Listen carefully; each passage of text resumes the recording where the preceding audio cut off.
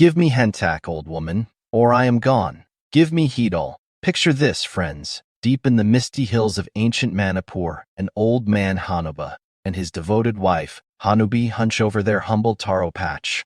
They've toiled all season, dreaming of a rich harvest that would see them through the year.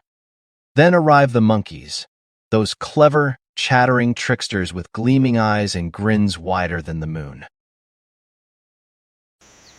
Boil those taro roots before planting, Grandpa and Grandma, they counsel sagely. Boil them thoroughly and watch the magic unfold. In one day, your plants will shoot up chest high. Tomorrow, you'll see it bumper crops. Fat roots bursting from the earth like buried treasure. The couple, wide-eyed with hope, obeys. They simmer the roots till tender, fragrant steam curling into the twilight, like an invitation to the gods. But oh, the monkeys' devious scheme. At nightfall, the rascals raid the boiled bounty. Raw taro itches their throats like fire ants. But boiled, it is a feast fit for forest kings. They gobble every last morsel, then scamper off. Uproot some lush wild taro plants, and cunningly replant the patch to complete the ruse. Next morning, the old man and his wife rush out at first light and stand stunned, jaws dropping at the miracle. Vines thick as wrists, leaves like elephant ears. Unfurling in triumph, joy explodes. They harvest some stems, chop them fine, and simmer a steaming dish slick with local greens and a pinch of salt. First bites, pure bliss. Then agony. A wildfire itch erupts in their throats, the wild taro's curse clawing from the inside out. Tongues swell, voices rasp to croaks. The old man claws at his neck in desperation. Give me Hentak, old woman, or I am gone. Give me Heedol. The old woman fumbles for the earthen jar, scoops out the pungent paste. Fermented fish and taro stems fused into umami bombs. And one fiery spoonful brings relief like a gentle monsoon drizzle. The monkey's laughter echoes faintly through the hills, but the couple survives, wiser and forever bound to this remedy born of pure mischief. That, dear friends, is the heartbeat of Hanuba Hanubi Pantaba, the old man and old woman planting taro. A tale chanted in Meitei homes, echoed in Bishnupriya Manipuri rhythms, and rippling to Naga and Kuki firesides. At its core, Hentak, Heedol, or Kheedol, not just food, but a folkloric healer forged in legend. Whether whispered as Heedol in Bishnupriya Manipuri kitchens, proudly proclaimed as Hentak by Meiteis, or crooned as Kheedol among Assam's Bodo kin, this fermented dry fish paste remains Northeast India's culinary cornerstone. Imagine it, powdered sun-crisped fish, tiny sweetwater species like Puncha sophor, Channa punctata, Mola carplet, and even pomfret scraps, blended with wilted taro petioles, especially the earthy stems of giant taro, Alocasia macrorizos. The sun-kissed stems release their slick juices, weaving a silky, potent magic with the fish. This paste unites Meitei, Bishnupriya Manipuris, Meitei Pangals, Rajbangshi's Bodos, and many other communities across Manipur's valleys, Assam's river braids, Tripura's hills, and even Bangladesh's borderlands. It is no isolated stroke of genius. It is the crown jewel of the Umami Empire, heir to Southeast Asia's ancient fermentation arts. Travel with me across the region, Cambodia's prahok, born from mudfish guts trampled underfoot like village grapes. Then sun-dried, salted, pounded, and jarred for a month's patient alchemy. Its drained liquid becomes fish sauce's sly sibling. Thailand's Nam Pla ferments anchovies in concrete vats for 12 to 18 months, unraveling protein into liquid gold high salt. No mercy. Then Plara, the Thailand Laos love child, whole fish with roasted rice or bran, birthing a funky caramel-tinged beast.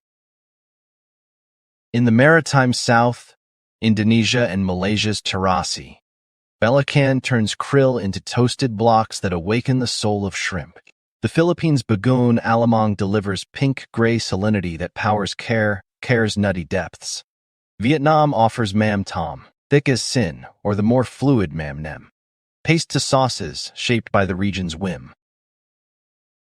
From monkey mischief to a shared umami throne, Hentak or Heedol proves to be bold, pungent, and utterly essential. A spoonful can soothe, elevate, or transport you straight to those misty hills where even the cleverest tricksters couldn't keep its power hidden. Fermented fish delicacies across the subcontinent dance to their own regional rhythms. Some flow as elegant liquids, like Thailand's golden nam pla.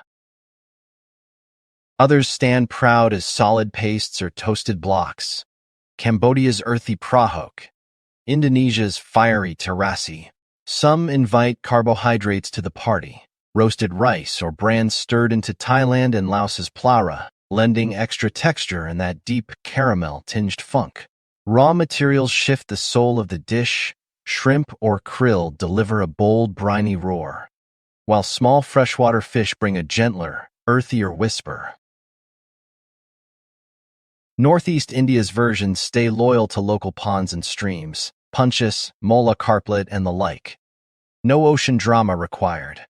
The process begins with sun-drying the catch until it turns crisp as autumn leaves, ready for transformation. Now, the making of Hentak Heedol or Kheedol is a beautiful ritual of hands, patience, and quiet alchemy. In Bishnupriya Manipuri homes, the dried fish meets the kunti, pounded in massive wooden mortars or husking petals until it becomes granular gold. Taro petioles, sun-wilted for a day to mellow their bite, are mashed in equal fury. Nimble fingers knead the mixture, letting the taro's slick juices soak into the fish, birthing a rich, breathing paste. A few drops of lemon sometimes join the fray, their bright zing slicing through the depth like sunlight on the hills. The container is prepared with care. Bishnupriya Manipuris rub mustard oil along the inner walls of bamboo tubes, while others anoint earthenware barrels. The paste is packed tight, sealed with the fragrant perfume of lemon leaves, and left to ferment for 2 to 3 weeks in cool, shaded corners. The air grows thick with promise. Unlike the whole fish subtlety of nari, its Manipuri cousin closer to other Southeast Asian ferments, Hentak demands this thorough pounding, a heavy, inseparable union of land and water. Among the Koch Rajbangshis of North Bengal and Assam, chana pungtata, or lata fish, is soaked overnight to soften, then pounded with garlic, onion, taro stems, ginger, and sometimes a touch of alkali, or khar, for that signature bite. The mixture is wrapped in banana leaves and buried in rice husk pits for about 10 days. History runs deep here. Assam kings prized it, and after the 1826 treaty, Rajbangshis traded this treasure with the British in exchange for salt. These pastes were once flavorful currency in Assam Meitei exchanges along the Brahmaputra. Colonial logs note a fish pickle that baffled British palates as too pungent for pale tongues. For a fiery twist, the Rajbangshis blend it with butt jolokia, the ghost pepper, creating Helencha porta, a dish so potent that eating it feels like sighting spirits. It pairs gloriously with rice beer. Women often lead the pounding sessions during festivals, turning labor into lively community rhythm. For the Bodos, Kheedol is pure group affair. Grandmas preside like benevolent generals. Children fetch taro, and everyone lends pounding power in long wooden mortars or ocalis. They use mola or dancing barb fish from Golpara streams, mixing in taro petioles and sometimes fermented bamboo shoots for an extra tangy kick. The paste ferments in gourds for around 3 weeks. Families savor it in Kheedol owa curry with pork or vegetables, bonding sweetly over the glorious stink. That cheeky monkey tail from Manipur isn't mere whimsy, it's mnemonic medicine at its finest. Hentak neutralizes wild taro's acridity, taming that throat fire like a folk pharmacopoeia in a jar. In Meitei tradition, there's spiritual nuance too. Nari is considered too profane for the altar of Na, Lima, the fish goddess. Hentak, however, carries a more nuanced grace. Freshly made, it becomes a postpartum sacrament. New mothers, with skin tender as lotus petals, avoid oil-fried temptations for the first 12 days. Instead, they turn to steamed rice, a pinch of salt, and hentak's gentle fire.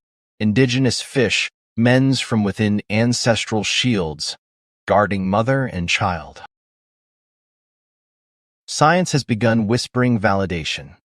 Studies on these traditional ferments, including those from Meitei Pangal communities, highlight probiotics, antioxidants, and anti-inflammatory compounds. Nutraceutical stars shining for tomorrow's labs. Folklore's legendary itch cure. There's biochemical truth behind the tale. Enzymes help tame oxalates, while the bold umami gracefully masks and balances the discomfort.